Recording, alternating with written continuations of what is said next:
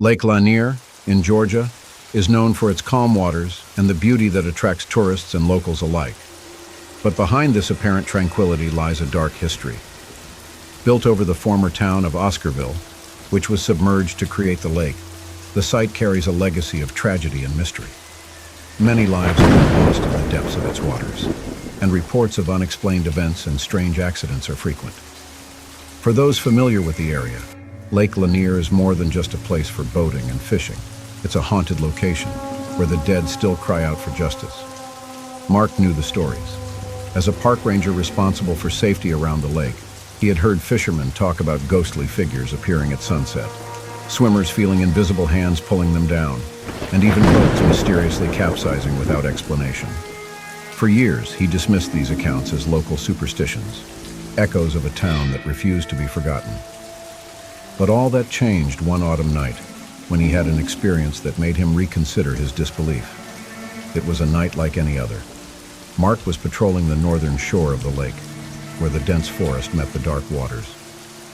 The sky was clear, and the full moon cast a silver glow on the lake's rippling surface.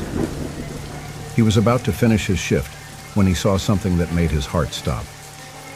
About 50 meters from where he stood in the water, there was a faint, flickering light, like a submerged lantern. Mark stopped the Jeep and got out, grabbing his flashlight. He walked to the edge of the lake, shining his light across the water.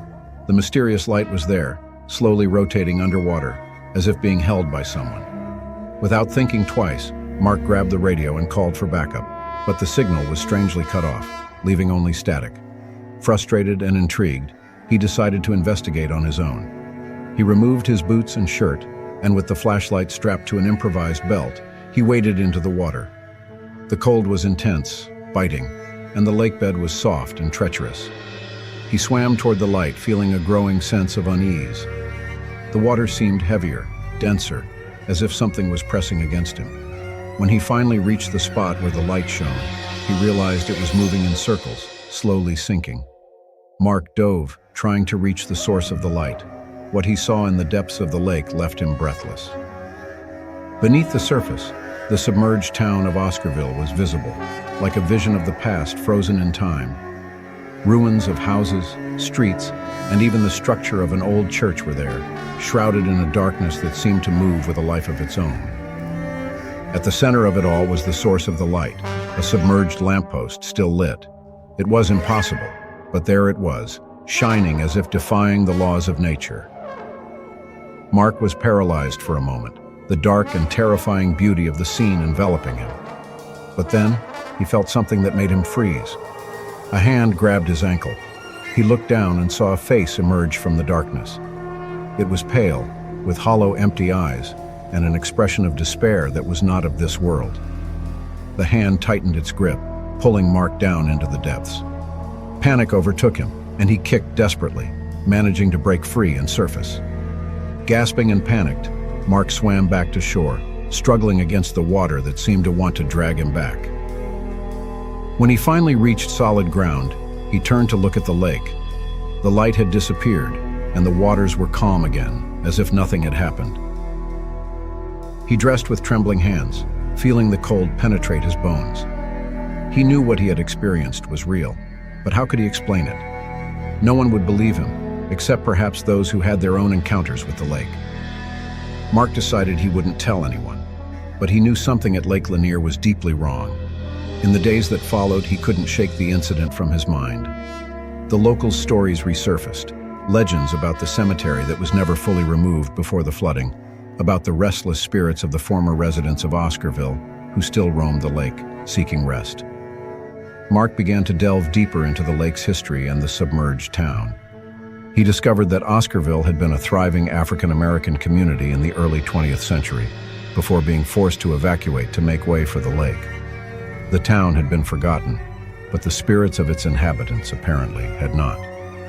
One night, while reviewing old records, Mark found an article about a tragedy that had occurred just before the flooding. A family had been attacked, their members brutally murdered, and their bodies never recovered. The community believed their souls were trapped in the lake, cursing the waters that now covered their home. Determined to solve the mystery, Mark returned to the lake, this time with diving equipment and an underwater camera.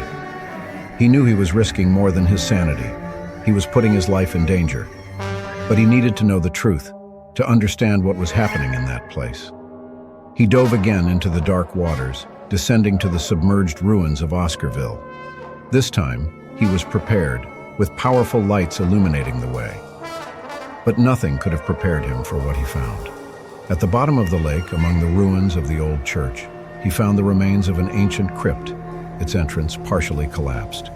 It was here that the murdered family had been buried. He was certain of it. And it was here that he felt the cold hands grabbing him again, pulling him down. Mark fought the rising panic, trying to break free.